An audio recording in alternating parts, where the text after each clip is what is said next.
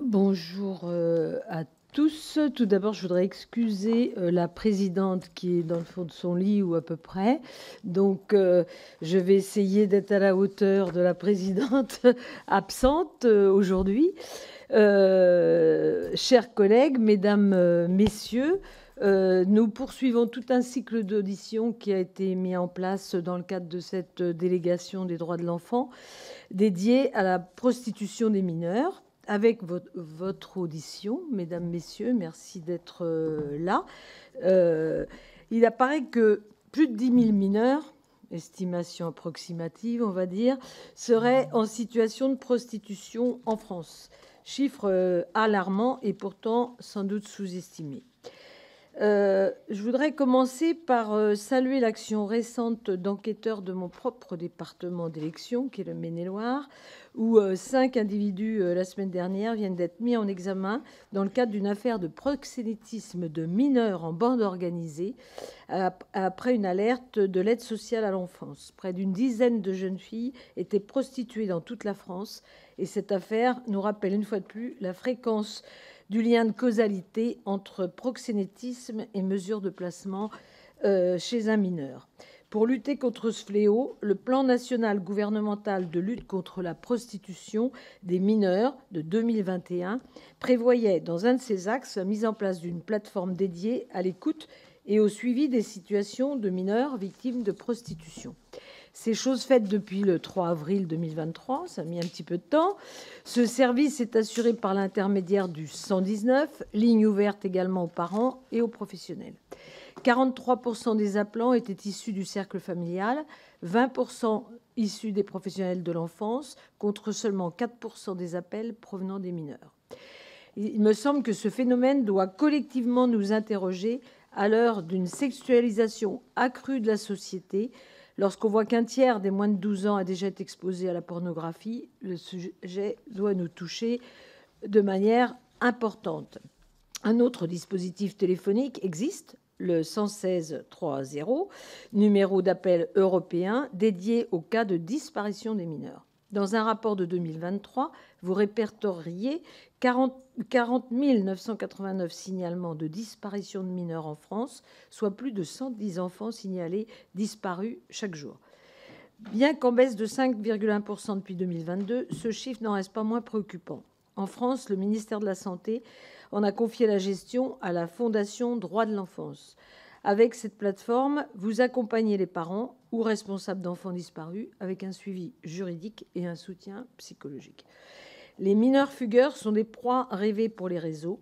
En 2019, vous constatiez que sur 504 dossiers suivis, 25% étaient concernés par la prostitution. 70% de ces 104 dossiers concernaient des jeunes filles. On a vu aussi exploser cette approche de prostitution vers les mineurs depuis le Covid, avec le confinement, plus une concentration sur les écrans qui a fait flamber la prostitution, en tous les cas, enfin l'utilisation des réseaux à des visées de prostitution, à des âges de plus en plus abaissés. Enfin, il me semblait important de pouvoir échanger avec vous et avec l'association accompagnant les parents et de victimes. Votre association Nos Ados Oubliés accompagne les victimes et leurs familles, notamment les soutiens dans leur démarche judiciaire. Vous participez également à des missions de sensibilisation dans les écoles, les clubs de sport, et œuvrez à l'insertion socio-professionnelle des jeunes sortis de la prostitution en ayant noué des liens avec les missions locales et les EPID. Êtes-vous également amené à sensibiliser les jeunes lors des cours d'éducation à la vie affective et sexuelle, qui est en ce moment réactualisé avec une information ciblée de façon différenciée selon les âges?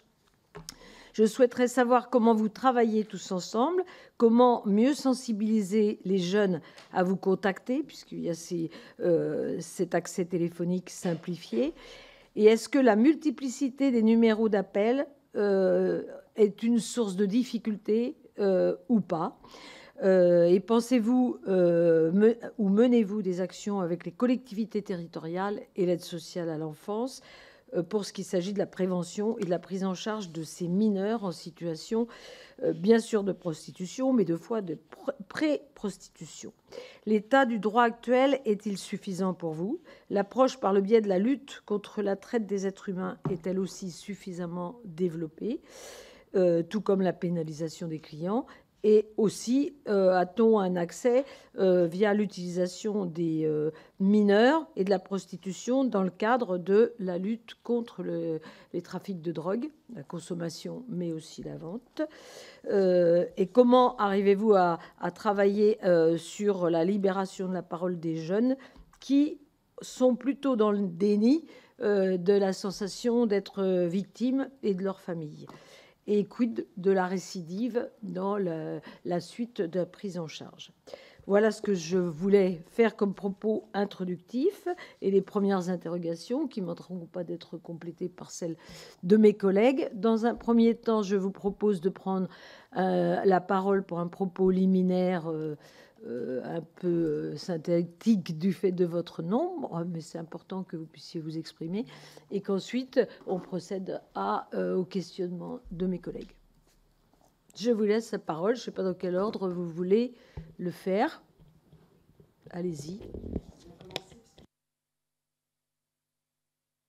Ah, voilà, ça y est, merci. Donc, bonjour, mesdames les députés. Donc je vais bien commencer puisque je représente France Enfance Protégée, qui est le groupement qui a en son sein le service national d'écoute téléphonique et qui accueille la plateforme de lutte contre la prostitution des mineurs. Juste pour mémoire, vous évoquez une ouverture en avril 2023, mais en fait précédemment, le 116 000, qui est présent aujourd'hui, avait en fait commencé cette écoute, en tout cas en termes de communication, puisque que ce soit le 116 000 ou le 119, on a toujours eu à traiter des sujets autour de la prostitution des mineurs, avant même le plan de lutte contre la prostitution. La différence qu'a souhaité, on va dire, le ministre au moment de l'impulsion de ce plan de lutte contre la prostitution des mineurs, c'est d'identifier le phénomène en tant que tel, et ce qui a été un grand pas, et de pouvoir aussi mieux communiquer et mieux repérer autour de ce phénomène. Donc, 116 000 initialement, puis le 119. Pourquoi le 119 ? Parce que c'est un numéro national de l'enfance en danger, et il y a, je ne pense pas d'ambiguïté pour les uns et les autres. Les enfants qui sont dans la prostitution des mineurs sont des victimes et on doit pouvoir être à l'écoute d'eux-mêmes et de leur entourage pour les sortir de cette situation. On voit dans les premiers chiffres que nous avons, puisqu'on a un an et demi, quasiment 2 ans maintenant de recul, on a eu 260 dossiers ouverts. Donc on peut dire que par rapport 260 dossiers ouverts sur 2 ans, c'est un chiffre assez faible par rapport à notre activité qui est de plus de 30 000 dossiers traités au niveau du 119. Mais d'un autre côté, ces dossiers ouverts sont révélateurs d'un besoin d'écoute, notamment des familles, puisque vous l'avez indiqué en introduction, plus de 40% des appels sont issus des familles, puis des professionnels. Et donc on en reparlera, mais ça veut dire que sur ces inquiétudes, on voit que c'est d'abord l'entourage proche qui a des inquiétudes et qui a besoin d'être rassuré, d'avoir des éléments de démarche, vers qui se tourner, comment on doit procéder, et puis de pouvoir aussi avoir l'information la plus juste et opérationnelle possible.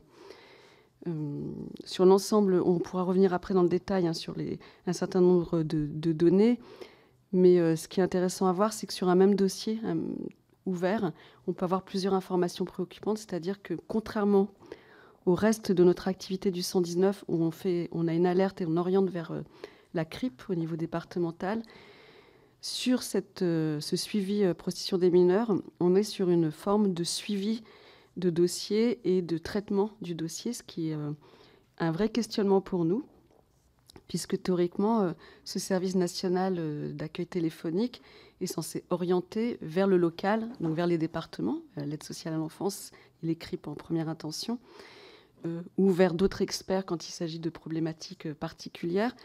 Mais sur ce dossier-là en particulier, on est sur du suivi avec parfois plusieurs mois de traitement par des parents que que l'on peut avoir au bout du fil sur plusieurs étapes, voire des professionnels.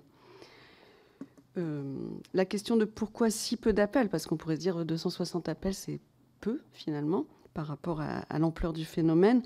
Certainement, il y a des sujets autour de la communication, autour de l'orientation.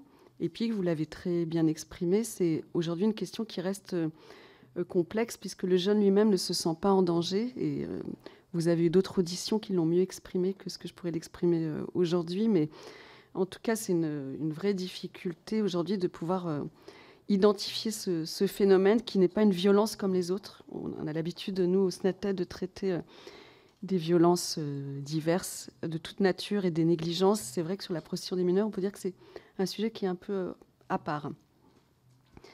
Malgré tous nos questionnements, pour aussi laisser la parole aux collègues, aujourd'hui, après 2 ans de fonctionnement, c'est finalement quelle est notre place dans le paysage où il existe d'autres acteurs. Le 116 000, vous l'avez évoqué, les acteurs associatifs qui sont très présents, le mouvement d'Uni et tous les autres.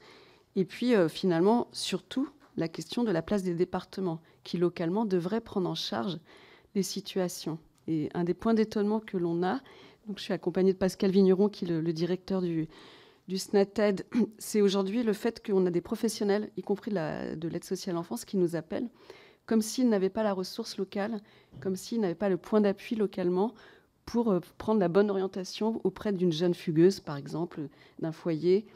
Et on a été amené à donner des adresses de l'association qui étaient des fois dans la même ville ou parfois voilà, quelques rues de leur lieu de travail.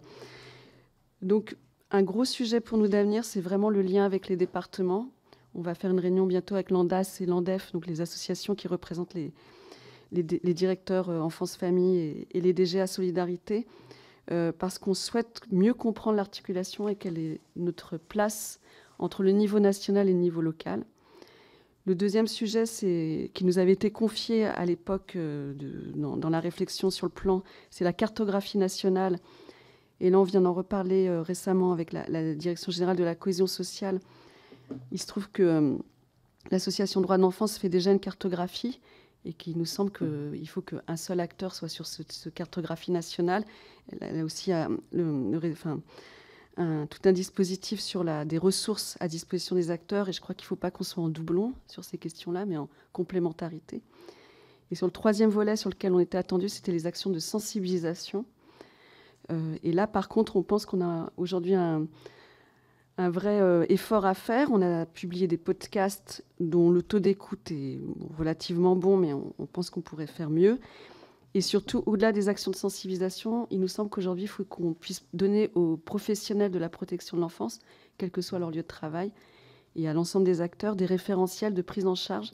C'est-à-dire, au-delà du repérage, comment on fait face à des jeunes qui sont des jeunes qui ont des profils particuliers d'évitement de l'accompagnement, de ne pas savoir qu'ils sont en danger, et aussi une forme de dématérialisation de l'ensemble, on va dire, de leur lien avec l'hyperprésence du numérique et l'hyperprésence de réseaux formels et informels, qui sont en fait des accompagnements qui aujourd'hui mettent à mal l'accompagnement habituel d'enfants qui sont en danger au sein de leur famille. Voilà pour quelques mots introductifs, mais évidemment, on reviendra vers vous pour tout complément d'information.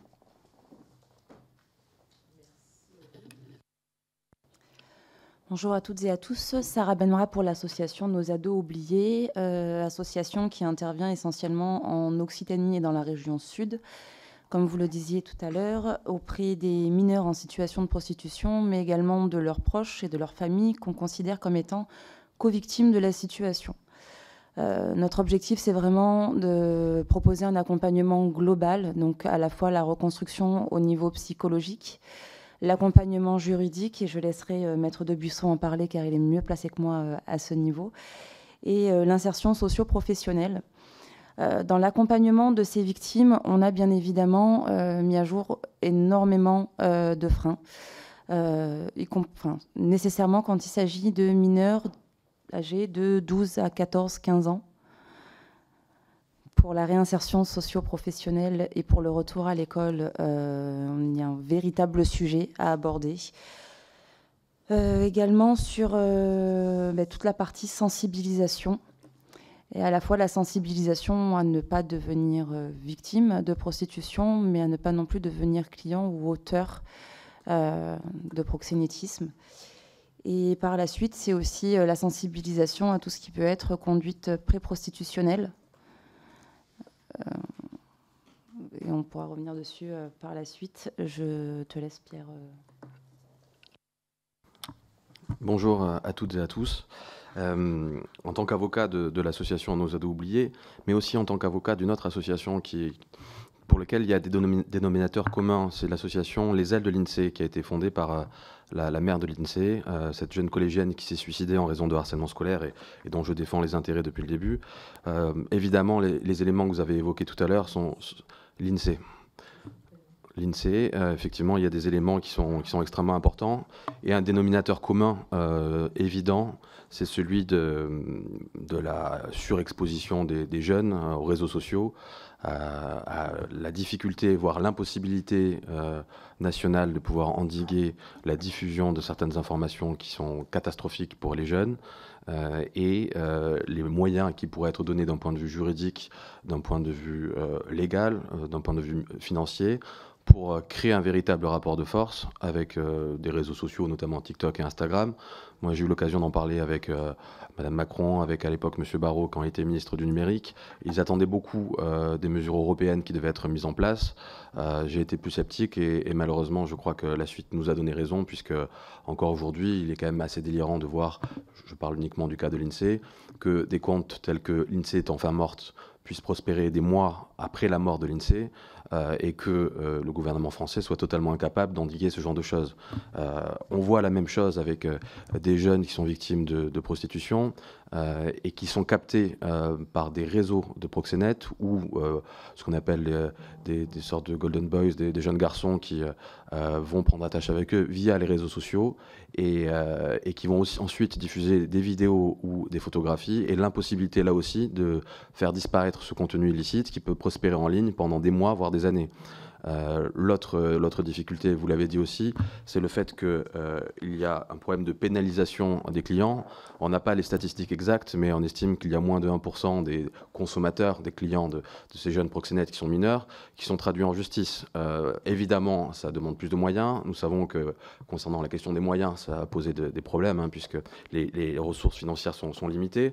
La question, c'est celle de l'organisation, de la fluidité de l'information, la possibilité de créer une concertation entre tous les intervenants, les juges, les policiers, les associations et les institutions publiques. Et enfin, vous l'avez dit aussi, c'est très important, la question de la communication. Est-ce que ces enfants, ces jeunes femmes qui sont en général fragilisés dans le cadre d'un schéma familial antérieur, on le remarque, que ce soit du harcèlement scolaire, que ce soit de l'inceste, que ce soit des agressions sexuelles familiales, et on sait que les crimes sexuels sur les mineurs constituent l'infraction criminelle la plus répandue en France. Est-ce qu'il n'y a pas une question à aborder qui est celle, dès l'école primaire, évidemment d'une sensibilisation, d'une forme d'éducation des enfants, d'une forme d'éducation des parents qui est aussi un rôle à jouer, parce qu'il y avait évidemment souvent un problème d'éducation, un problème d'accompagnement psychologique qui demande des moyens, et tout cela pourrait s'inscrire dans le cadre des programmes qui ont déjà été lancés anti-harcèlement, mais au-delà de ça, tout ce qui touche les enfants, avec la possibilité, c'est ce que nous avions envisagé et on voulait vous le soumettre, mais bon, il faudra aller un peu plus loin plus tard, sur la possibilité d'organiser des ateliers, des clubs de travail avec les parents, avec les professeurs, avec les enfants, mais aussi avec des formateurs, puisque les professeurs ne sont pas là pour se substituer à l'absence d'éducation des parents ou à la surexposition des enfants aux réseaux sociaux. Voilà, beaucoup de choses à faire, des difficultés concernant les ressources financières, bien sûr, donc une nécessité d'organisation qui doit être mise en place. Et enfin, concernant la communication, évidemment, le fait qu'il y a pléthore d'organisations ou d'associations ou de numéros pourrait poser problème. La question d'une centralisation d'un seul numéro dédié aux enfants qui permettrait de rediffuser en fonction de la problématique, que ce soit une problématique sexuelle, comme cela nous intéresse aujourd'hui, de harcèlement moral ou scolaire, ou encore d'autres problématiques de violence physique, pourrait être intéressante. Nous sommes là pour en parler, bien évidemment.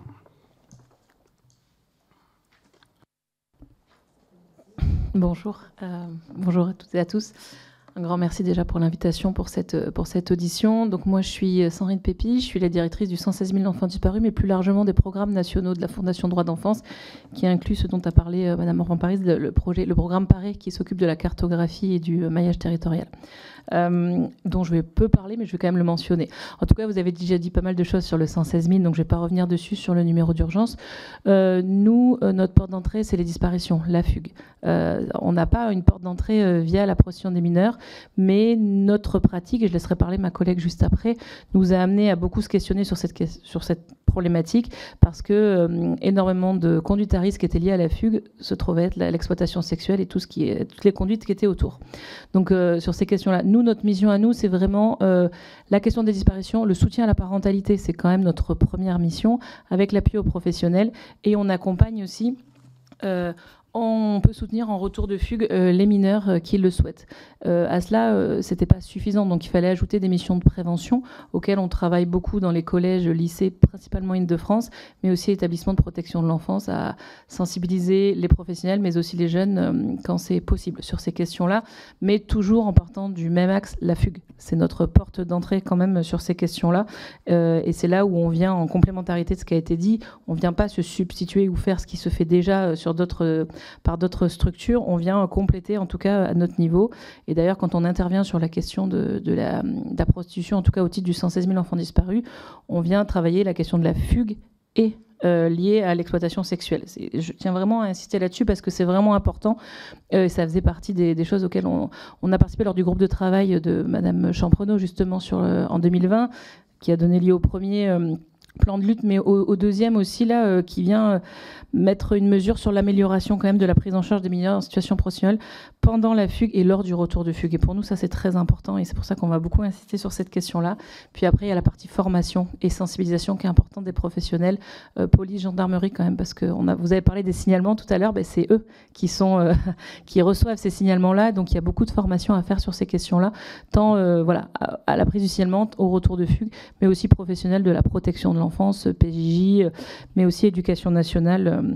Après, par rapport au numéro, nous, on a un positionnement un peu différent par rapport à ça, puisque je trouve que justement, on travaille en complémentarité et que si on a un axe unique, je laisserai aussi Samia Monique en discuter, mais il n'y a pas toujours... Voilà, on parle de soutien à la parentalité, on parle des enfants, on parle des professionnels, donc voilà, c'est pas forcément le même public, et il faut des experts derrière qui puissent déjà orienté dès le départ quand même. Donc ça c'est... Mais je vais laisser Samia rentrer un petit peu plus sur les questions, en tout cas au quotidien qu'on reçoit.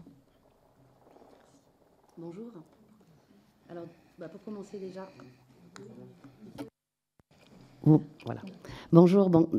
Dans un premier temps, je m'associe à Sandrine Pépi pour vous remercier de cette invitation, de cette participation pour nous, de nos constats, de nos pratiques, éventuellement quelques préconisations peut-être. Donc effectivement, le 116 000 enfants disparus, numéro européen, quand même, il faut souligner, donc présent dans tous les pays européens, quelques-uns supplémentaires, et chaque pays décide de la mise en place des moyens qui sont mis en œuvre pour son 116 000. Donc numéro dédié aux disparitions au sens large de mineurs, à l'accompagnement des proches, des familles et de plus en plus même des professionnels qui sont concernés par une disparition de mineurs. Donc dans le cadre de fugue, de disparition inquiétante, puisque la distinction peut être faite, enfin l'aide de toute façon, et dans le cadre d'enlèvements parentaux nationaux et internationaux, c'est pas le sujet, mais quand même ça fait partie de nos accompagnements au quotidien. Ce qui nous est, alors effectivement, comme disait Madame Pépi, nous nous sommes intéressés plus particulièrement aux conduites prostitutionnelles parce que on s'est rendu compte dans le cadre des dossiers de fugue que nous traitons, et notamment de fugue de jeunes filles, bien qu'il y a une prostitution des garçons qu'il faudrait quand même nommer aussi, je pense. Dans les fugues de jeunes filles, à peu près un tiers, il y a encore 2 ans, on avait des suspicions, voire des certitudes sur des conduites prostitutionnelles. Là, on a augmenté, on a quasiment sur les fugues de jeunes filles, et quand je dis jeunes filles, de plus en plus jeunes, donc entre 12 et 17-18 ans. On est quasiment à 1 sur 2, avec au moins de fortes suspicions, voire déjà des conduites qui sont clairement inscrites, hein, des conduites prostitutionnelles qui sont déjà repérées par les professionnels qui peuvent entourer ces jeunes filles. Alors, nous, on accompagne les familles. Du coup, effectivement, on a un accompagnement qui est juridique, parce que les familles ont besoin d'être aidées parfois pour saisir un magistrat, pour signaler au parquet des éléments, pour demander une requalification de la fugue en disparition inquiétante, par exemple, solliciter des moyens d'investigation. On peut les accompagner en ce sens-là concernant les fugues et les disparitions. Évidemment, un soutien psychologique, parce que certaines disparitions peuvent durer très longtemps, voire ne jamais se trouver de solution, en tout cas positive. Et effectivement aussi de la guidance parentale, donc un accompagnement socio-éducatif, parce qu'un enfant qui fugue, il vient toujours signifier quelque chose, hein, une problématique. Il y a plusieurs facteurs, plusieurs typologies de fugue. Et c'est important de travailler avec ses parents et les professionnels aussi, quand il y en a qui les accompagnent et quand on est sollicité par eux, de comprendre pourquoi cet enfant, qu'il soit garçon ou fille pour le coup, est parti, qu'est-ce qui peut nous permettre de reprendre un lien quand il n'y en a plus, ou de maintenir un lien qui serait encore existant, comment le faire revenir et comment éviter un nouveau départ, hein. Alors, volontairement, on ne va pas parler de récidive, on fait ce choix-là sémantique parce que la fugue n'est pas un délit. Donc, par définition, on préfère parler de nouveau départ quand ça arrive. Du coup, cet accompagnement-là, il permet surtout de travailler à l'apaisement de la situation quand la jeune, pour ne parler que des jeunes filles, là, est revenue au domicile, et préparer la suite, c'est-à-dire, comme on travaille sur tout le territoire, essayer de mettre les familles en lien avec les professionnels de leur secteur pour que les enfants et les familles continuent à être accompagnés. Alors, ce qui nous est remonté par les parents, et les professionnels qui peuvent nous accompagner, puisque la fugue apparaît systématiquement dans les conduites prostitutionnelles. Soit les conduites prostitutionnelles arrivent pendant la fugue parce que la jeune fille va chercher un moyen de survie, un hébergement, parfois, et c'est très contradictoire, mais quelque chose qu'elle pense être une protection, hein, du réseau, d'un groupe, d'un proxénète. Donc ça peut arriver dans ce cadre-là, soit elle fait une mauvaise rencontre de toute façon, hein, mais pendant cette fugue avec une première agression et un engrenage, soit la fugue découle de conduites prostitutionnelles qui sont déjà existantes et dont l'entrée, elles, comme l'ont dit les personnes précédentes, les collègues, peuvent être évidemment une entrée numérique, très en lien, on a tous les professionnels ont repéré que dans la grande majorité des situations de prostitution, il y avait une agression sexuelle au préalable, intrafamiliale ou à un autre moment. Ça, c'est vraiment repéré systématiquement.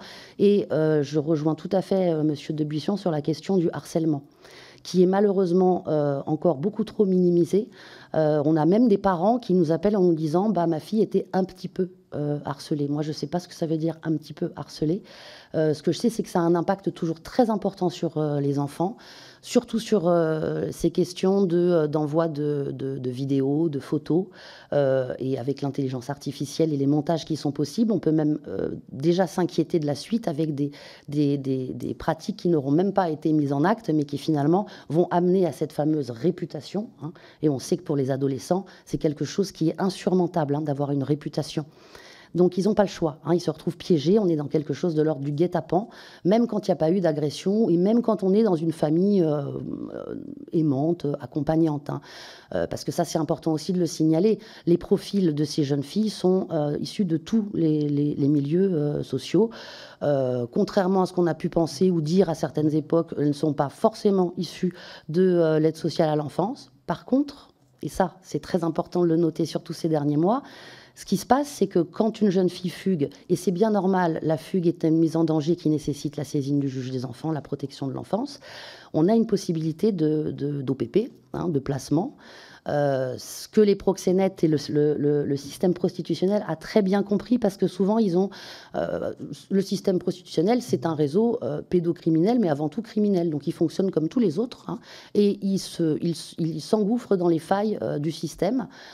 Et donc, ces derniers mois, en tout cas nous, au 116 000, ce qu'on repère beaucoup, ce sont des proxénètes qui accompagnent les jeunes filles dans le cadre de leur fugue au commissariat ou à la gendarmerie pour signaler des violences intrafamiliales. Alors l'objectif, évidemment, c'est bien sûr qu'il y a un placement avec l'idée de pouvoir recruter d'autres jeunes personnes vulnérables qui pourraient être dans des lieux de placement, mais pas que, parce que les conduites prostitutionnelles, le fonctionnement, le mécanisme d'emprise, il est un petit peu similaire aux violences conjugales. Hein. Et donc l'objectif, c'est d'isoler la victime, de faire en sorte qu'elle attaque ses parents violemment pour ne plus être en mesure ensuite d'aller solliciter de l'aide auprès d'eux. Hein, de la mettre vraiment dans une situation d'isolement total, qui je trouve, est quand même assez similaire aux violences conjugales. D'ailleurs, il y a d'autres parallèles qui peuvent être faits aussi, et notamment dans le cadre de la prise en charge de la parole, enfin la prise en compte de la parole de ces jeunes filles au niveau des services de police, gendarmerie professionnelle, avec cette idée de ce qu'on a pu connaître pour les femmes victimes de violences. Qu'est-ce que c'est une victime ? Comment se présente une victime, comment on perçoit une victime. Et ces jeunes filles étant dans des mécanismes de défense très importants liés au post-trauma des agressions qu'elles subissent au quotidien, parce qu'on dit conduite prostitutionnelle, on parle de viol quand même. Ce sont des agressions, ce sont des viols, puisque ce sont des relations sexuelles qui sont consenties puisqu'il y a une tarification qui est proposée, mais elles ne sont pas désirées. Ces relations sexuelles. Donc on sait bien qu'il y a du traumatisme derrière, elles sont quand même souvent violentes, elles se font dans le cadre aussi d'une soumission chimique qui sert certes à anesthésier, mais aussi, encore une fois, à garder de l'emprise sur ces jeunes filles. Voilà, donc tout ça c'est important, mais effectivement leur posture à elles quand elles sont en face de personnes qui les auditionnent va être un mécanisme de défense, de protection, voilà, parce que pour elles la société, les adultes protecteurs ne protègent pas. Ce que le proxénète dit qu'il va faire, il va le faire par contre. Voilà, et ça, elles le savent pertinemment. Donc ça, c'est important aussi. Ça nécessite que tous les acteurs qui sont amenés à échanger avec ces jeunes soient vraiment formés et bien conscients de ce qu'elles vivent. Et pas seulement de la posture qu'elles mettent en avant, mais comprendre cette posture, ça nous semble important, parce que c'est ce qui nous est remonté beaucoup par les parents, alors moins quand même ces dernières années. Nous, on intervient quand on est sollicité auprès de la police et de la gendarmerie dans le cadre de au moins sensibilisation. Formation quand c'est possible, sensibilisation à minima, ça nous semble vraiment très important. Concernant je vais essayer de faire vite parce que je sais que je prends beaucoup de temps, sur la prévention, oui effectivement, c'est très important. Alors nous on a monté un atelier SAFE qu'on fait effectivement avec des élèves collégiens et lycéens, mais comme disait Madame Pépi, notre entrée, et elle est pratique pour le coup pour l'éducation nationale, c'est les conduites à risque de la fugue, c'est assez large et c'est très intéressant parce que ça permet de parler de beaucoup de sujets, de maltraitance, d'homosexualité, de genre, de plein de choses qui posent enfin, en tout cas, sont en débat pour accéder à l'école.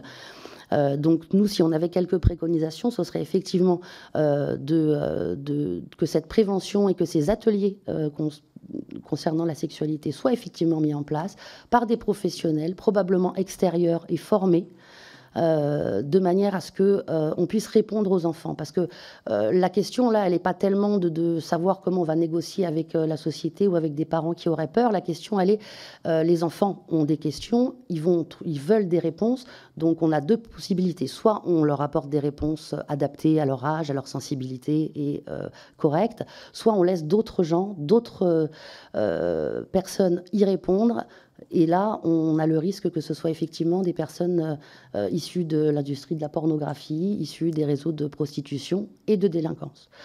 Je voulais juste terminer un tout petit mot quand même sur la prostitution des garçons. On n'a pas beaucoup le temps d'en parler, mais quand même dans le cadre de la traite, puisque vous évoquiez la traite des êtres humains qui peut être un levier aussi dans la question de l'application des lois, ne serait-ce que ça, de la traite des êtres humains. Sur la prostitution des garçons, ce qui nous est remonté en tout cas à nous, c'est beaucoup des populations en grande précarité, avec des réseaux pour le coup qui utilisent de très jeunes enfants, et le public des mineurs non accompagnés. Pour avoir échangé assez récemment avec des professionnels qui accompagnent ces mineurs à Calais, on a des jeunes, majoritairement garçons pour le coup, qui disparaissent plusieurs semaines, qui sont en réalité mis dans des Airbnb et qui sont prostitués pour rembourser les passeurs. Donc ça existe aussi, avec une vraie problématique de signalement, parce que ces jeunes sont difficilement identifiables et donc malheureusement pas toujours signalés. C'est pour ça que les chiffres aussi qui nous sont remontés sont très difficiles à vraiment estimer, parce qu'il y a plein de situations de fugue, y compris par des parents qui ne sont pas signalés. Beaucoup d'inscriptions sur le fichier des personnes recherchées qui soit ne sont pas faites, soit ne sont pas annulées quand le jeune revient, ce qui doit nous questionner aussi quand même. Voilà. J'espère avoir répondu. Merci à vous pour ce propos liminaire assez complet. Juste dans la prolongation, peut-être on pourra aussi évoquer la prostitution entre mineurs, puisque effectivement on a aussi ce phénomène-là qui tend à se développer sur tous les secteurs. Donc je vais passer la parole à mes collègues, Madame Parmentier, et ensuite on va dérouler les interventions et puis on vous propose de répondre après en fonction. Merci. Merci. Ma question s'adresse à Madame la présidente du GIP France Enfance Protégée. Nous sommes rapporteurs avec ma collègue Béatrice Piron d'une mission d'information sur la pauvreté infantile. Ce qu'il ressort de la majorité de nos auditions, c'est le grave défaut général de politique de l'enfance en France. Je rappelle qu'il n'y a toujours pas de ministre, ni de secrétaire d'État, ni d'interlocuteur dédié à l'enfance aujourd'hui au gouvernement. Notre délégation aux droits des enfants n'a aucun interlocuteur. Vous n'avez aucun interlocuteur. La nomination d'un haut commissaire est en cours, selon le journal officiel, sans que l'on sache encore qui ce sera. Un haut commissaire, toutes les associations le disent, n'offre pas de garantie équivalente à celle d'un ministère dédié, que ce soit en matière de prérogatives gouvernementales ou dans les moyens humains et financiers. Quel est votre avis sur la situation ? Quel lien se fera entre le haut-commissaire, le GIP et la ministre Vautrin ? J'aimerais enfin revenir sur une question juridique précise et importante qui est restée lettre morte. L'article 36 de la loi du 7 février 2022 prévoyait qu'un décret en Conseil d'État fixerait le régime juridique des personnels du GIP. Ce décret n'a toujours pas été publié. Cette situation crée une incertitude juridique préjudiciable au bon fonctionnement de votre structure. Avez-vous des informations sur les raisons de ce délai et sur une date de publication de ce décret ? J'ai personnellement saisi le gouvernement à ce sujet. Je vous remercie. Madame. Madame Hamdan, donc je suis...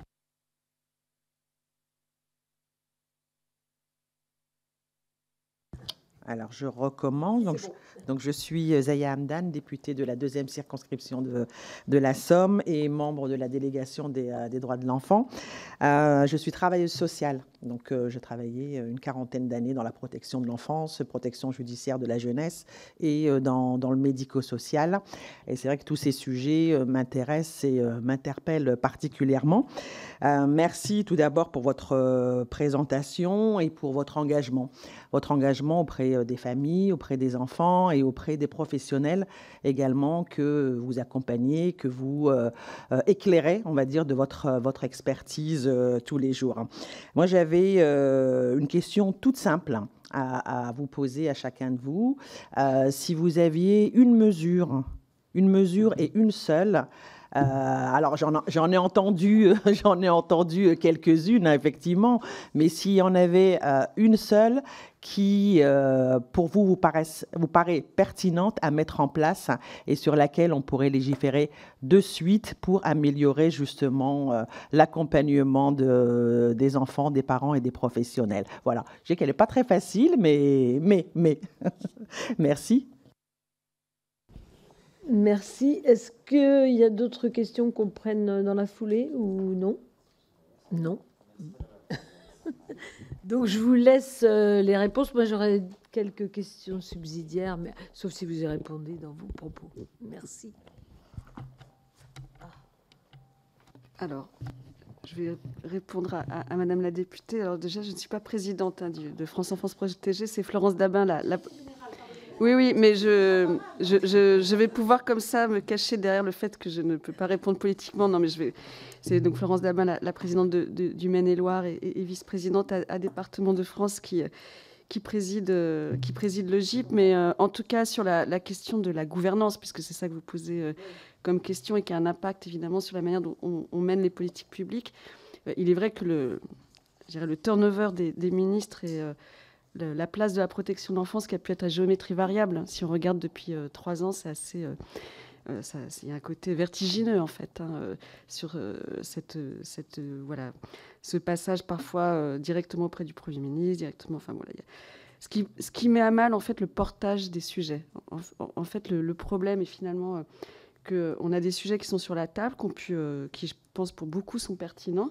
Et sur le plan de la lutte contre la prostitution des mineurs, on peut tous saluer l'initiative qu'il y a eu de ce premier plan, puis de ce deuxième plan. Mais le problème aujourd'hui, c'est l'animation et la coordination autour de ce plan. On ne se réunit pas, on ne se voit pas.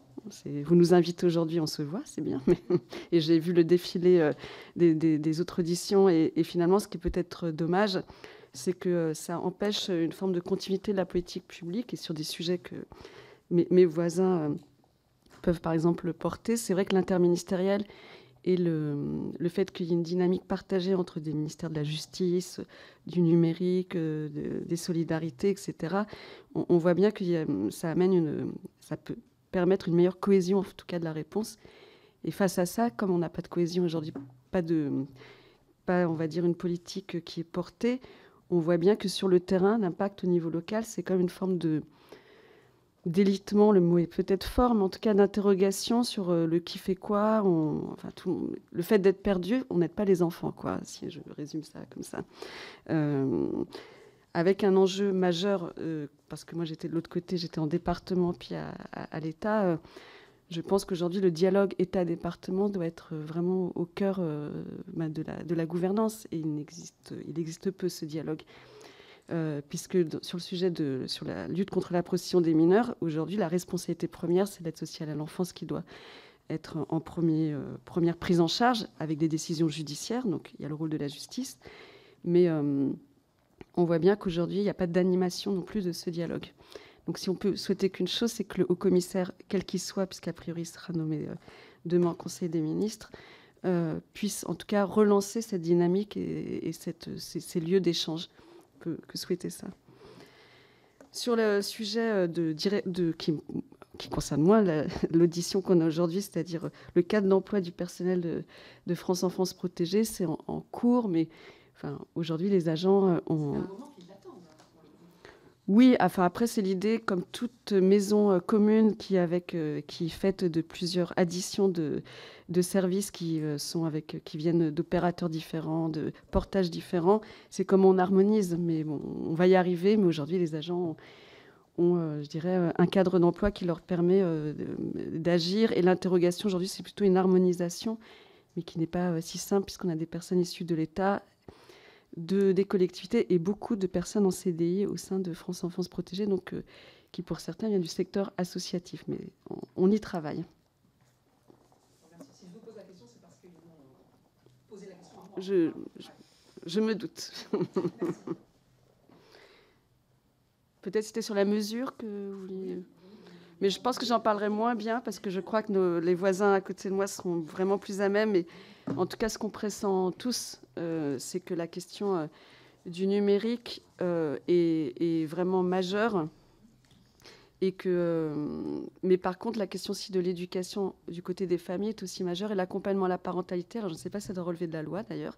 Je suis désolée de le dire ça à l'Assemblée nationale. Mais c'est aussi comment on fait pour avoir une vraie stratégie autour de l'accompagnement à la parentalité. Puisque, à mon sens, c'est aussi comment les parents soient moins naïfs, soit moins négligents ou moins absents, mais en tout cas reprennent cette place auprès de leur enfant, qui est de les accompagner, en tout cas face à des risques potentiels que peut représenter ces questions d'Internet, mais aussi de pouvoir parler de sujets qui soient en relais de ce qui peut être évoqué au niveau de l'école, par exemple, ou d'autres institutions.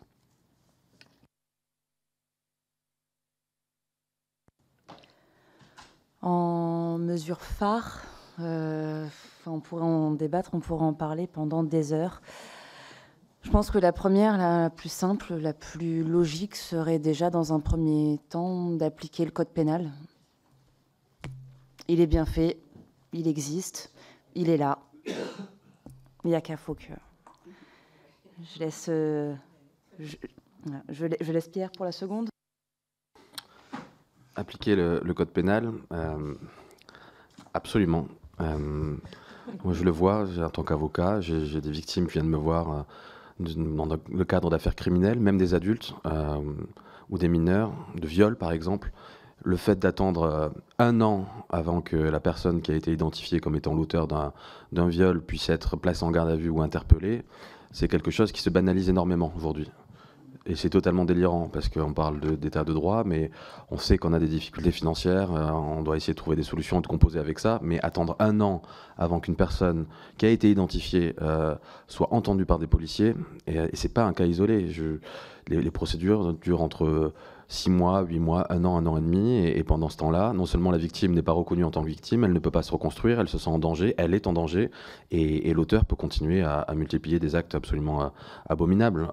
Donc le code pénal effectivement est bien fait, la loi est bien faite, les policiers font bien leur travail, ils essaient de faire au mieux, mais bon, quand on va dans les commissariats, il y a toujours des problèmes informatiques, il y a un manque de moyens considérable, c'est extrêmement compliqué pour eux, il n'y a pas assez de moyens, il n'y a pas de structure suffisamment dédiée au niveau national pour lutter contre les problèmes de cyberharcèlement, de cybercriminalité, de pédocriminalité. Il y a vraiment un gros manque de moyens, et compte tenu de la prolifération du nombre de vidéos et d'images, les enjeux et les enjeux que cela représente, les moyens doivent être considérables. Moi, pour répondre à votre question, Madame la députée, vous me demandez une mesure pour essayer de sauver l'avenir de la France.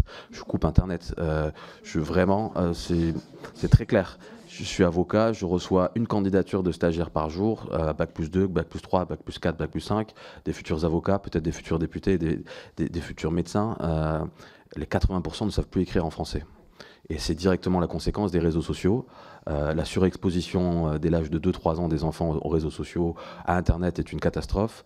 Et pour donner de véritables droits aux enfants, il faut commencer par leur enlever certains droits, je pense, et réguler à la fois l'accès à Internet, parce que le lien qui se fait entre les victimes et les proxénètes, ou le lien entre les victimes, les jeunes prostituées, et les clients adultes, se fait toujours, ou presque toujours, par Internet. Le vrai problème, c'est Internet. Et c'est un problème. Enfin, si on considère que les enfants français sont l'avenir de la France, c'est vraiment l'enjeu numéro 1. Et moi, j'ai le sentiment, en tant qu'humble et modeste citoyen, qu'il y a beaucoup de choses à faire. Le véritable enjeu, tout ce qui a été dit est très pertinent, mais la régulation d'Internet, la limitation de l'accès à Internet pour les enfants, la nécessité d'identifier avec une carte, une pièce d'identité, tous les utilisateurs, le fléau du cyberharcèlement. Enfin, on pourrait en parler, pas encore une fois, pendant des semaines ou des mois, mais c'est vraiment l'enjeu numéro 1. Voilà. Merci. On partage ce qui a été dit. Après, nous, l'axe numérique, c'est justement pas notre axe. C'est en ça où je dis qu'il y a de la complémentarité entre les différents acteurs. Nous, le numérique, c'est pas le sujet, même si pour nous, il est important, mais c'est pas le sujet sur lequel nous, on va échanger. Nous, on est vraiment sur cette coordination, alors la politique publique, mais aussi au niveau des territoires, au niveau associatif. C'est aussi dans ce cadre-là qu'a été créé le programme Paris, dont j'ai vaguement esquissé tout à l'heure quelques mots, mais qui était vraiment pour favoriser la meilleure connaissance du phénomène au niveau national, au niveau local. La partie de recenser les acteurs, en fait, cette histoire de cartographie dont on a parlé tout à l'heure, qui va sortir pour le grand public et les professionnels. Rendre visibles aussi les actions menées, parce qu'on voit bien qu'il y a des actions qui sont faites partout, sur l'ensemble du territoire, mais après, ils ne se parlent pas. Je rejoins exactement ce qui a été dit juste avant. C'est juste à côté parfois, mais il y avait besoin de rendre visible et de faire connaître, et puis cette mise en lien qui est importante. Donc, d'où c'est sur ça qu'on travaille, et c'est ça les différents plans de lutte. Moi, ce que je dirais, et ça m'ira plus sur la partie opérationnelle, mais en fait, il y a plein de plans de lutte qui existent. Ils ont été mis alors, sur la prostitution, sur la traite, il y a celui au niveau police. En fait, c'est plus ou moins les mêmes à chaque fois, mais effectivement, il y a un manque de coordination. Et surtout, ce que je dirais, c'est que, Samia l'a bien dit tout à l'heure, il y a la question de la temporalité. Nous, on fait notre plan. Déjà, il met un petit peu de temps à sortir. Derrière, sa mise en œuvre prend sortie, il y a d'autres choses, il faudrait répondre à d'autres problématiques. Donc il y a une question de temporalité quand même qui pour moi est importante à prendre en compte. Je ne pense pas qu'on puisse légiférer sur ça tout de suite, mais en tout cas il y a quand même quelque chose à ce niveau-là à penser. On a toujours 2 trains de retard en fait. On avance, on fait des choses qui sont bien, les plans sont vraiment intéressants, complémentaires d'ailleurs, ça mériterait d'être plus encore coordonné au niveau national aussi, mais avançons, essayons de se rapprocher, en tout cas d'avancer au même rythme. Après toi, pour la partie plus opérationnelle, tu avais une autre mesure plus technique. technique, je ne sais pas, mais évidemment, je rejoins tout ce qui a été dit sur tout ce qui peut être mis en place pour améliorer et déjà mettre juste en pratique, évidemment, ce qui est prévu par la loi. Peut-être changer quelques lois, oui, quand même, parce que sur la question de la prostitution à travers les écrans, qui n'est pas considérée comme la prostitution parce qu'il n'y a pas de contact, on est déjà dans une entrée de conduite prostitutionnelle et ça, quand même, ça peut se questionner. Sur la question de la prise en charge, en fait, de ces jeunes filles qui sont sous emprise, pendant le rapport Champrenault, on avait travaillé quand même sur cette question d'une centralisation des signalements de disparition dans le cadre de conduite prostitutionnelle avérée, parce qu'elles sont très mobiles, les réseaux les déplacent de département en département. Quand on sait le délai qu'il faut pour passer un dossier d'un commissariat à un autre ou d'un commissariat à une gendarmerie, et l'inverse est vrai. Voilà. Et les proxénètes utilisent ça, jouent avec ça pour pouvoir ralentir les investigations qui seraient faites pour retrouver ces jeunes filles, mais aussi au retour, parce que le problème c'est qu'elles sont, pour tout ce que mes collègues ont dit, par les entrées Internet, elles sont sollicitées dès qu'elles sont revenues. Donc elles n'ont pas de possibilité, donc il faut un lieu refuge.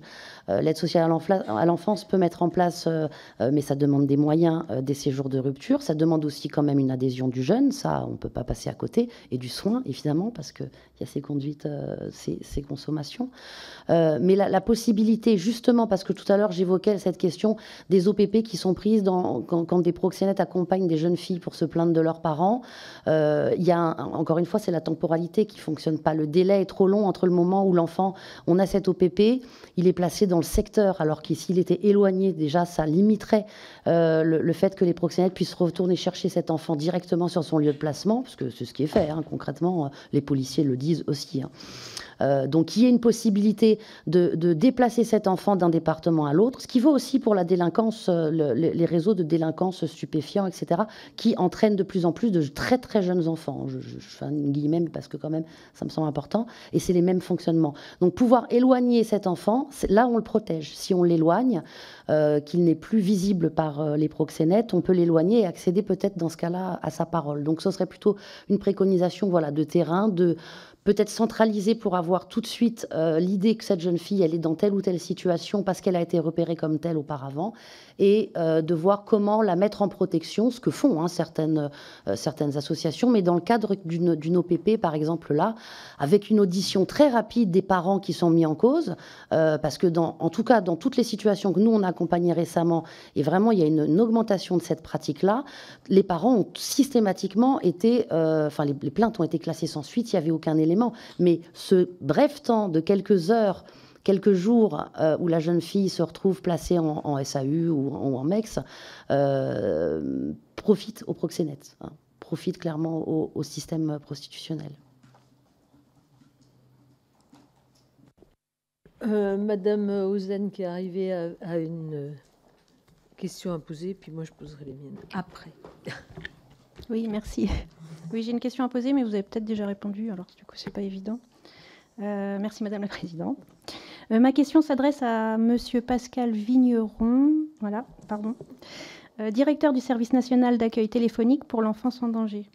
Le SNATED est un acteur central pour accueillir la parole des enfants. La crise du Covid a mis en évidence son rôle essentiel avec la multiplication du nombre d'appels d'enfants en danger. Or, on sait que les numéros d'urgence ne disposent souvent pas d'un nombre suffisant d'agents pour prendre tous les appels téléphoniques. Pouvez-vous nous indiquer combien d'agents prennent les appels du 119 et combien d'appels ils reçoivent par jour? Combien de temps en moyenne doivent attendre les personnes qui appellent avant d'être entendues? Que se passe-t-il si un enfant qui appelle le 119 raccroche avant d'être entendu? Et enfin, avez-vous des chiffres ou des informations sur les suites qui sont données aux situations que vous transmettez aux services départementaux? Merci. Merci pour votre question, effectivement, qui est très opérationnelle. Effectivement, des suites du Covid, on a vu une augmentation du taux de sollicitation au sein du service. Aujourd'hui, vous savez effectivement que le service s'est étayé dans ses moyens d'accès en développant effectivement sa téléphonie, le chat et un formulaire, ce qui a permis effectivement de pouvoir répondre aux différentes sollicitations que nous recevons.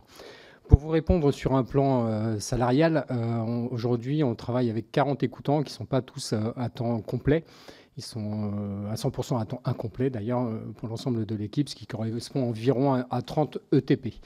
Nous sommes, avec Anne Morvan-Paris, directrice générale, en cours d'un gros travail, effectivement, d'évaluation de qualité de l'ensemble du service pour pouvoir, effectivement, apporter différentes réponses. Il y avait une question tout à l'heure, effectivement, qui soulevait, justement, le cadre d'emploi pour, justement, mieux dynamiser et être en meilleure mesure de pouvoir répondre aux différentes sollicitations. 30 000 appels téléphoniques sont traités par an. Vous posez la question effectivement des enfants, des appels des enfants. Les enfants sont prioritaires. Donc effectivement, ils ne doivent pas attendre. Vous savez que tous les appels arrivent au pré-accueil et sont ensuite transmis vers des professionnels de la protection de l'enfance. Donc tous les enfants effectivement sont prioritaires. Donc on estime qu'on ne perd pas de jeunes. Bien entendu, ils peuvent raccrocher dès lors qu'ils ont le pré-accueil, mais c'est assez rare. Et en développant effectivement notamment l'accès par le chat, ça leur permet d'avoir un nouvel accès qui est effectivement, on parlait de la place du numérique qui peut être complexe, mais c'est aussi un outil qui peut être très efficace effectivement dans la relation parce que c'est plus facile pour certains de pouvoir s'exprimer de cette manière-là. Est-ce que j'ai répondu à toutes vos questions ?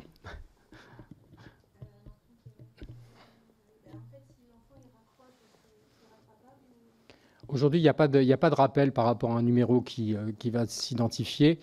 Si un enfant est en ligne avec un écoutant et que ça raccroche, pour différentes raisons, hein, la batterie, la volonté consciente de l'enfant de raccrocher, il y a une possibilité effectivement en lien avec la situation que l'écoutant puisse le recontacter. Et avec le chat, en fait, il s'est beaucoup utilisé, oui, il y a une proportionnalité. Alors, le chat, maintenant, est à 3 ans d'exercice. Il est disponible de 15h à 21h, 7 jours sur 7, et on est en forte augmentation, effectivement, des sollicitations. On est aussi en cours d'évaluation, effectivement, du chat, hein, pour lequel il y a un bilan qui vient d'être réalisé pour apporter de nouvelles solutions pour éviter, notamment, certaines déconnexions et accélérer la prise en charge. Et l'âge à peu près des enfants qui appellent justement par chat et appel téléphonique? Alors, l'âge moyen, on est plutôt sur la préadolescence, mais on voit effectivement que de plus en plus, on a des très jeunes qui nous sollicitent. Hein, donc ça pose la question effectivement de l'accès à un téléphone. Bon, alors, ça peut être une bonne chose. La preuve, ils arrivent à nous contacter. Mais en même temps, quid effectivement de la connexion Internet, notamment sur les smartphones. Mais on a des très jeunes enfants, entre 8 et 10 ans, qui nous sollicitent. Oui, parce que là, on peut dire du mal du numérique, mais les proxénètes, ils existaient avant le numérique et ils étaient très opérants aussi. Donc, c'est juste maintenant qu'on a une partie visible, bien visible en réalité. Donc, il faut se servir du numérique, mais d'une bonne façon. Oui. Merci, je me permets juste de rebondir. Oui, on ne va pas diaboliser le numérique, on va effectivement continuer de vivre dans notre temps. Par contre, la prostitution en rue, comme on pouvait la voir et la vivre par le passé, a complètement changé maintenant que c'est de la prostitution en ligne. Et que ce soit pour les enquêtes, que ce soit pour aller chercher les clients jusque chez eux, que ce soit pour poursuivre les proxénètes, le numérique facilite grandement la vie des proxénètes. Parce qu'aujourd'hui, techniquement parlant, c'est simple. Ils s'achètent une puce prépayée, ils n'ont même plus besoin de pièce d'identité. Ils montent des comptes Snap, ils gèrent ça par Coco, Sex Model et j'en passe des meilleurs. Ils montent des annonces. C'est un commerce éphémère. On n'a même pas le temps de demander au service de police de lancer une enquête, qu'ils ont le temps de disparaître, de changer et de recommencer. Donc non, on ne va pas diaboliser le numérique, mais par contre, il y a plein de choses qu'on peut faire, qu'on peut mettre en place pour justement à la fois prévenir et aussi, dans un deuxième temps, pour aller faire payer ce qu'on pourrait appeler les véritables auteurs, c'est-à-dire les clients de cette prostitution, qui, comme le disaient tout à l'heure mes chers collègues, ne sont jamais inquiétés. Quand on a des jeunes filles qui nous relatent 10 à 15 passes par jour, qu'on est sur des gamines qui ont 12, 13, 14, 15 ans, qui sont séquestrées, qui sont multiviolées, enfin... Ces auteurs-là, en tout cas ces clients-là, ne sont pas des clients de prostitution classique. Et ce serait bien aussi qu'à un moment, on puisse les reconnaître, enfin les considérer comme ce qu'ils sont, c'est-à-dire de vrais pédocriminels. Donc, et Internet facilite aussi leur vie parce que c'est l'impunité la plus totale, enfin, pour eux en tout cas.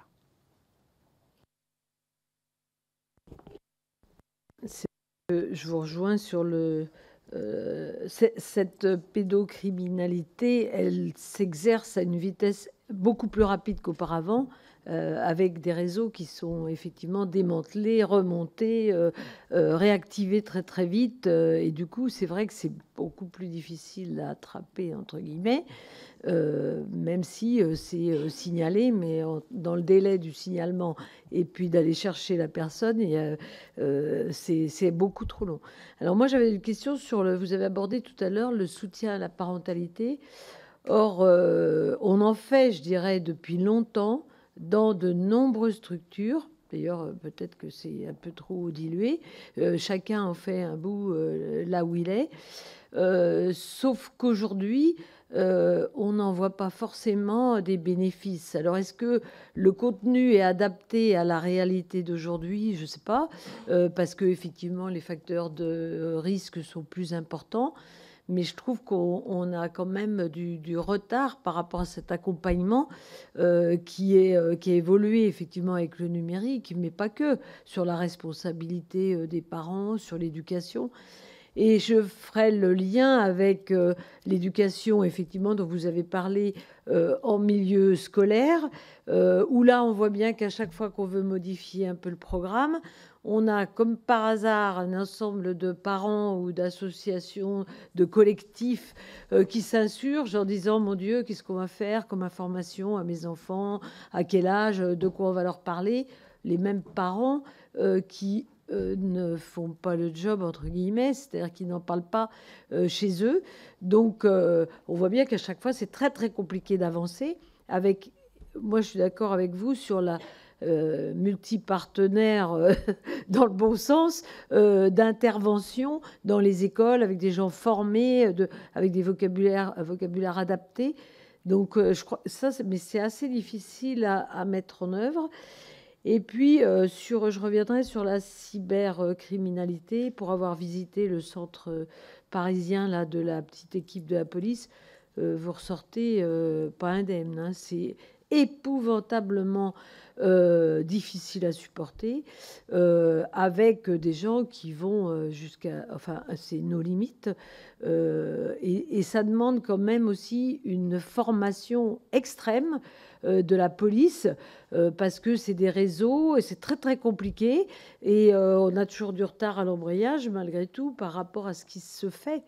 Donc c'est très compliqué de démultiplier localement, parce que là on voit bien que c'est une petite équipe, mais c'est une équipe extrêmement pointue qui visualise des images absolument horribles, qui nécessite aussi du soutien psychologique. Donc ça paraît difficile. Autant on peut faire de la formation à la police et à la gendarmerie sur l'accueil, sur la prise en charge, sur ce qui se fait plutôt bien. Mais là, sur ce niveau-là, c'est vrai que ça nécessite quand même des compétences extrêmement particulières et spécifiques d'une petite partie de la police, je dirais, qui est concernée, qui est capable d'évoluer et d'aller chercher ces réseaux et cette conservation des images qui sont trafiquées derrière et sans fin. Donc, je trouve que ça, c'est quand même un sujet. Et puis, j'ai une autre question sur le suivi des dossiers. Je suis quand même étonnée, mais on l'a entendu lors d'une audition précédente, d'avoir non seulement, effectivement, une réponse téléphonique au signalement ou au questionnement, et après au suivi qui devrait être délocalisé, si je puis dire.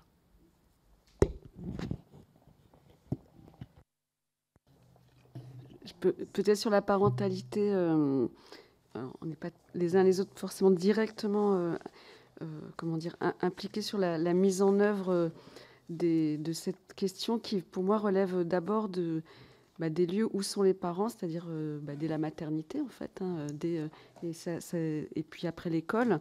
Et il me semble que ça... les PMI le font déjà, un certain nombre de services de protection maternelle infantile, mais tous les parents ne voient pas la PMI. Et donc, il y a la question aujourd'hui de la systématisation, finalement, de la présence d'un professionnel, on va dire, qui connaît le développement de l'enfant auprès de parents. Donc ça, c'est un vrai sujet. Et ils abordent de plus en plus la question de l'accès à l'écran. Il y a eu aussi des projets de texte sur l'interdiction de l'écran dans un certain nombre de lieux, notamment les crèches. Et les crèches, tous les enfants ne fréquentent pas les crèches. Donc ce qui est complexe, c'est où sont les parents finalement.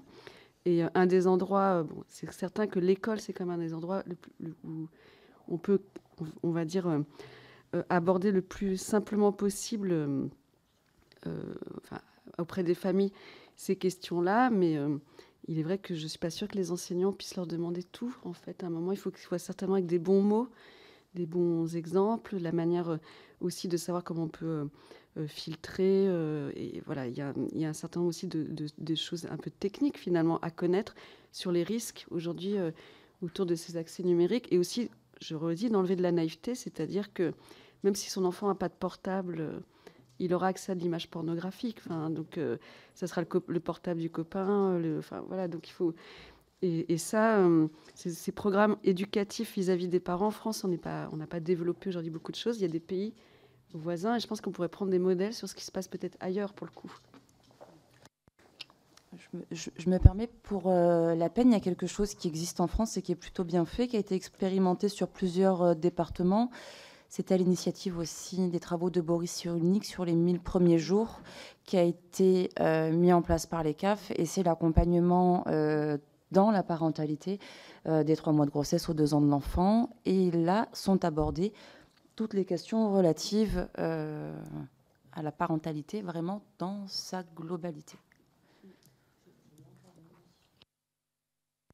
Merci.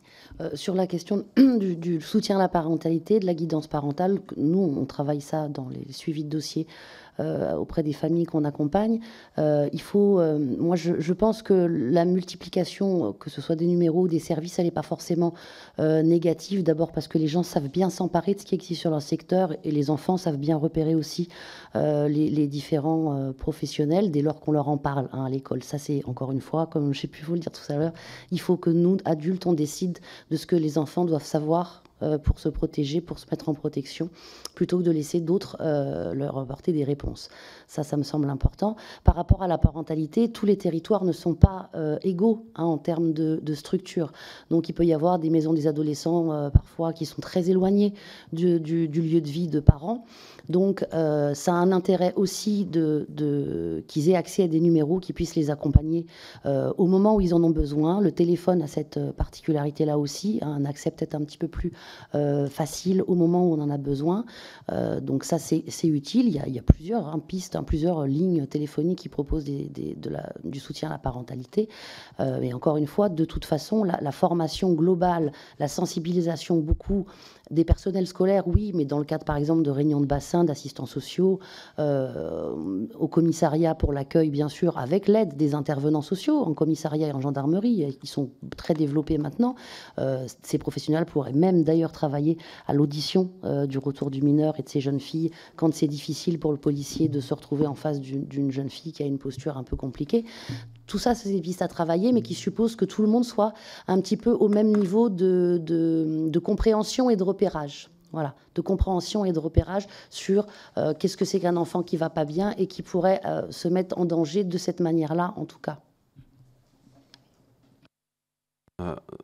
En termes de compréhension et de repérage, pour rebondir sur ce qui a été dit, et je souscris totalement à votre analyse, c'est toujours des enfants qui sont dans des situations compliquées à la maison donc, ou à l'école, de harcèlement scolaire, victimes de harcèlement scolaire ou d'agression sexuelle. Il y a cette idée qu'il y a une emprise souvent qui est mal décelée par des parents, y compris des parents de bonne foi et parfaitement insérés. Et il y a peut-être cette idée...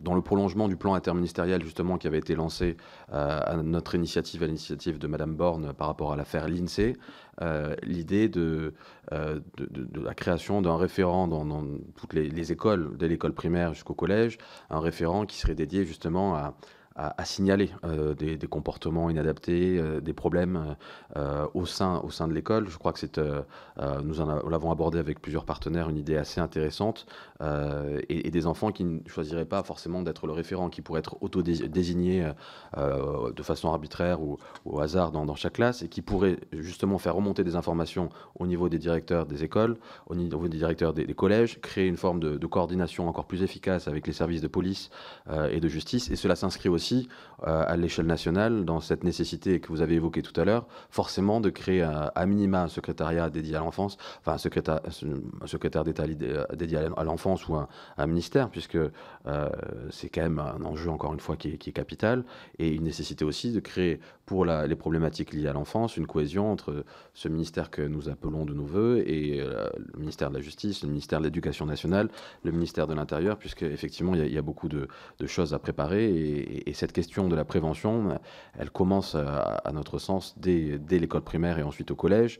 Nous répétons la nécessité de former et d'impliquer les parents, et cette idée de réunir, et encore une fois moi je salue votre initiative d'aller dans des collèges et des établissements, mais il faudrait que ça se généralise complètement pour qu'il y ait une véritable prévention entre parents, des réunions entre parents, professeurs, élèves et formateurs spécialisés pour guider tout le monde dans le cadre de cette formation à la vie sexuelle, aux droits des enfants, avec une communication évidente, avec encore une fois l'utilisation d'autres enfants comme source de signalement d'anomalies, pourrait à mon avis permettre beaucoup de choses. Pour rebondir aussi sur le fait que cela va trop vite au niveau d'Internet, et pour pas non plus noircir le tableau et savoir s'adapter à notre temps, l'idée d'utiliser Internet pour lutter contre les dérives d'Internet pourrait être intéressante, notamment avec l'intelligence artificielle.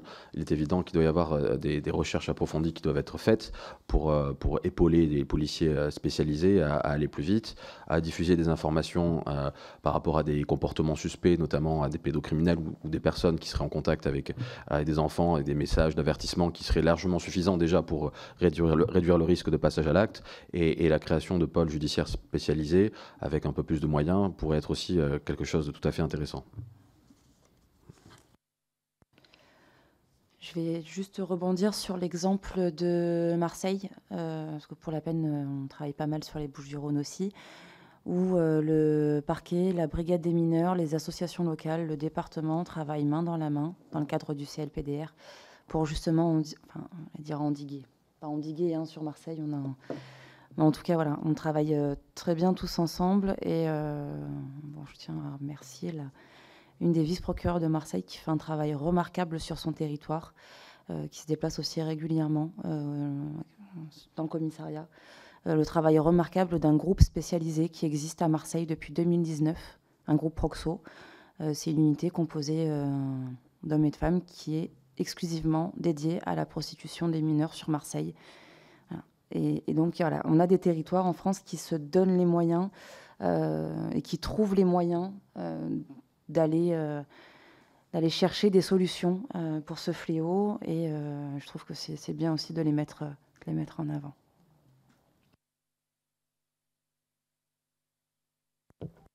Merci, c'est vrai que c'est toujours bien de mettre en valeur les bonnes pratiques, et puis ça conforte l'idée qu'il faut se coordonner pour être plus efficace et parler des mêmes choses, le même langage. Ça facilite quand même aussi le travail et puis le croisement des informations que certains ont et d'autres pas. Donc j'avais une dernière question peut-être sur est-ce que vous avez noté une augmentation des victimes auteurs, ou parce que c'est quelque chose qu'on voit arriver, alors doublé du fait que ça se fait aussi entre mineurs. Est-ce que c'est quelque chose que vous avez repéré?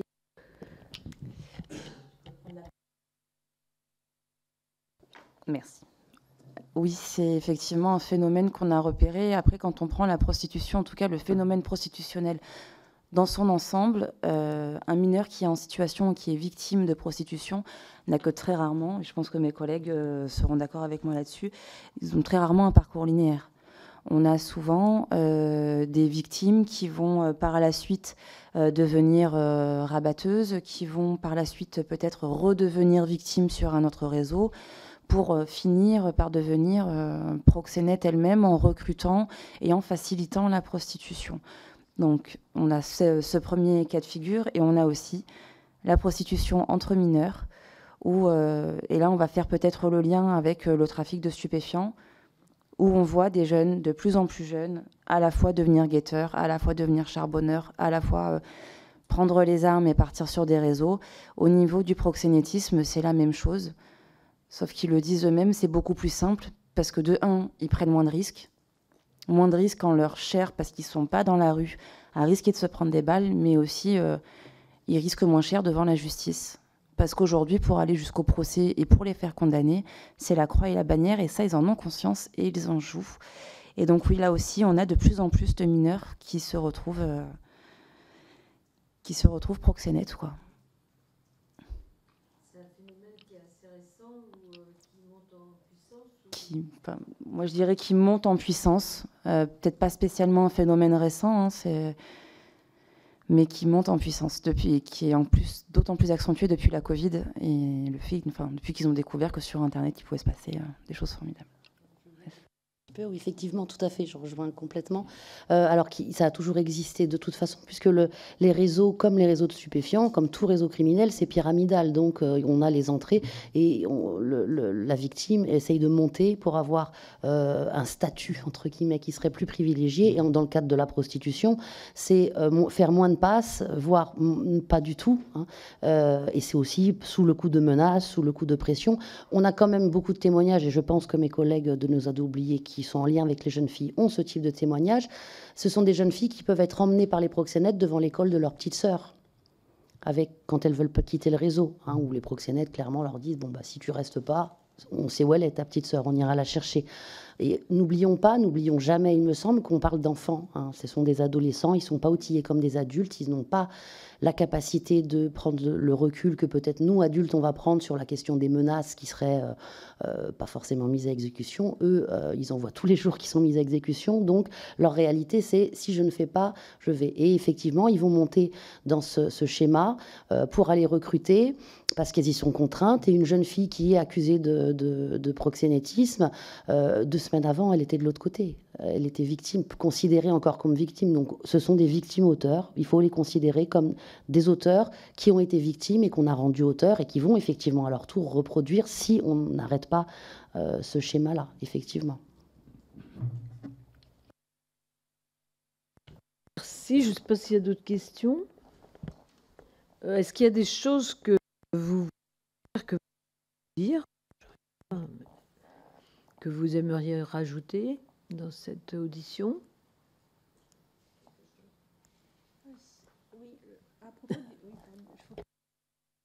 À propos du 119, en fait, on nous a dit que on n'avait pas suffisamment communiqué sur ce numéro. Est-ce que c'est quelque chose que vous ressentez? On n'a pas forcément quand on discute avec les enfants ou les ados, ils connaissent pas forcément le numéro. Et vous voyez ce qu'il faudrait faire. Apparemment, la campagne n'a pas été suffisamment. Il y a plusieurs choses. C'est que sur le 119 lui-même, c'est un numéro qui est censé être affiché dans toutes les écoles, les collèges, etc. Mais malgré tout, il faut réexpliquer et je pense continuer une communication. Il y a eu une campagne sur la prostitution qui était Je gère, qui est une campagne qui est arrivée à un moment particulier, parce que c'est l'entrée en guerre en Ukraine. Donc cette campagne a été en effet pas forcément, en tout cas, suivie. Et puis on voit bien qu'au-delà des campagnes, des spots, on a eu le 119 qui a quand même été mis en avant aussi l'année dernière sur la campagne inceste. Il faut régulièrement informer. Il faut que les adultes aussi autour des enfants sachent que le 119 existe. Et puis nous, en face, il faut que quand le 119, les gens nous appellent, on soit en capacité de répondre au mieux. Un des sujets sur lesquels on doit s'améliorer, c'est le nombre de rappels. En fait, il y a une invitation à rappeler qui est trop importante. Donc, pour le coup, des personnes qui peuvent aussi ne plus rappeler alors qu'ils avaient quelque chose à dire. Donc ça, il faut qu'on soit... c'est vraiment notre objectif numéro 1. Peut-être Pascal, sur les campagnes, je ne sais pas si tu as des compléments. Alors c'est vrai, comme disait Anne, pareil, les campagnes ne sont pas forcément tombées au bon moment. Après, effectivement, chaque campagne de communication, on note effectivement une hausse des sollicitations à hauteur de 10 à 20%. Donc on voit quand même qu'il y a un portage. Cependant, elles sont ponctuelles.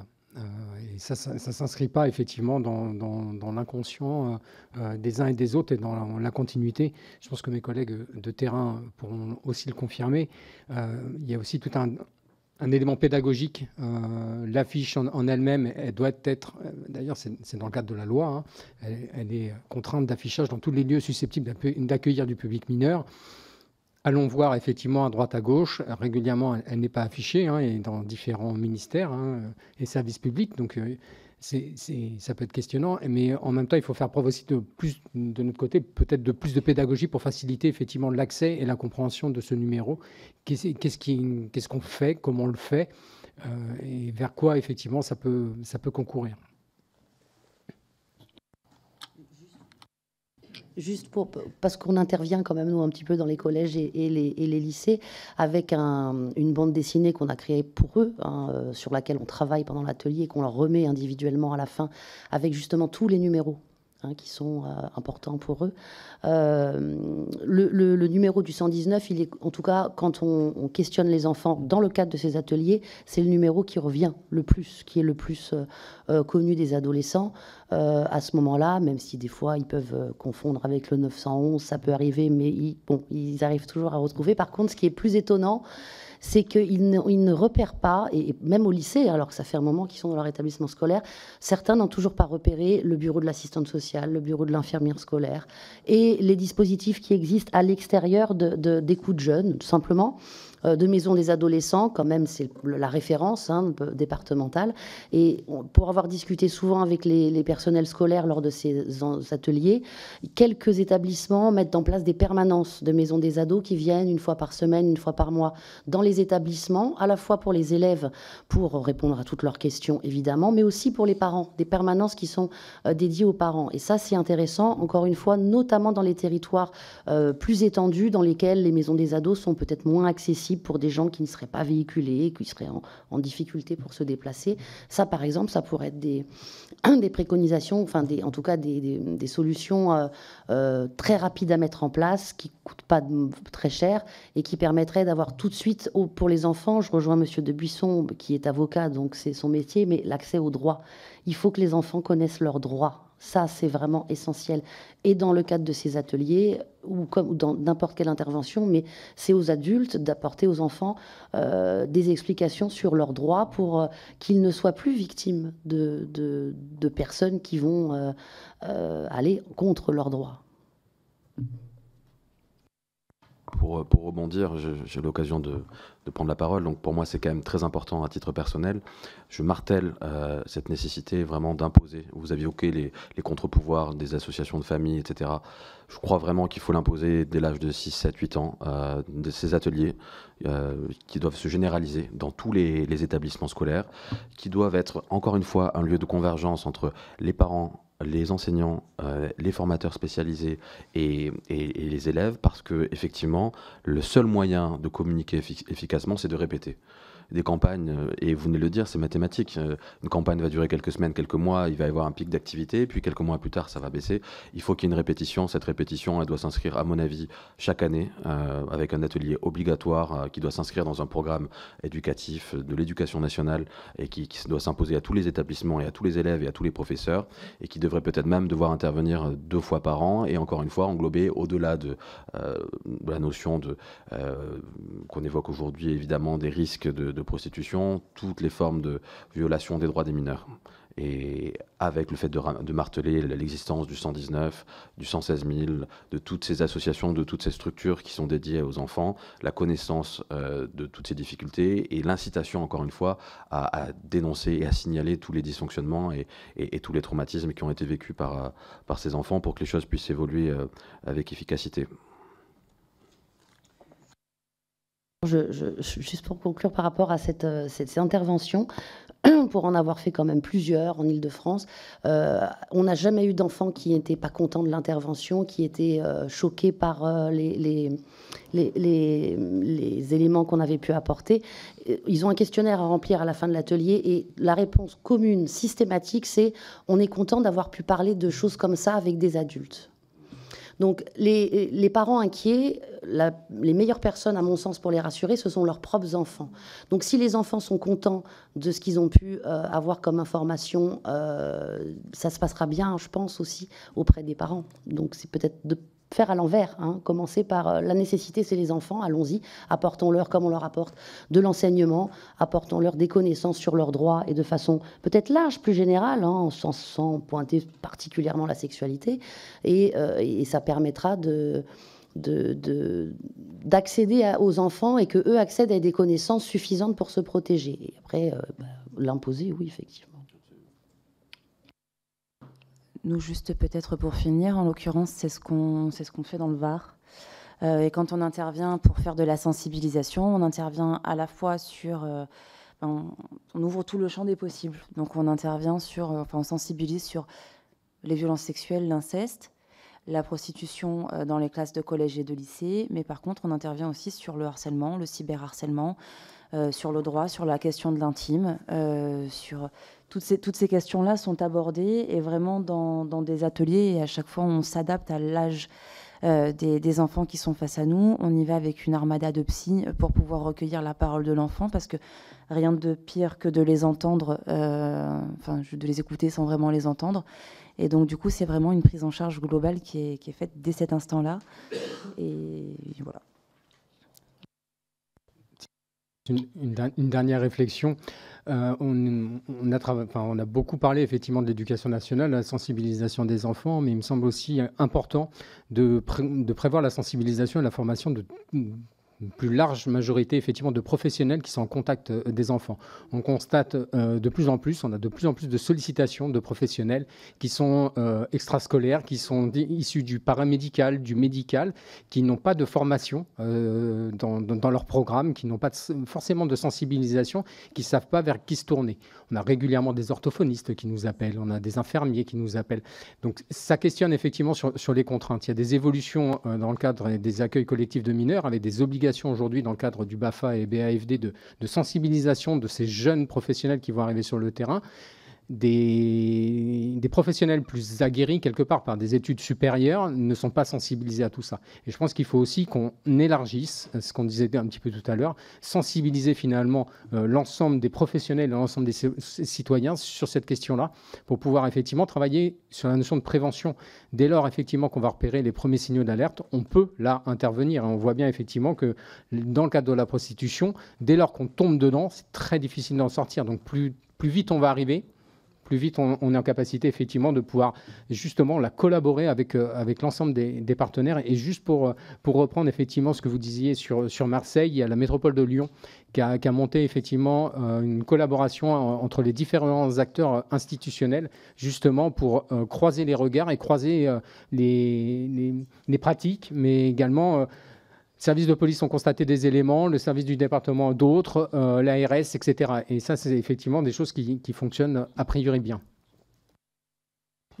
C'est vrai que je voulais dire un mot sur la nécessité d'avoir des professionnels, notamment les infirmières, dans les établissements scolaires, parce que je pense que c'est souvent un premier lien pour beaucoup de choses. Le harcèlement scolaire, sous un fait ou un autre, on peut aller trouver facilement, ou l'assistante sociale.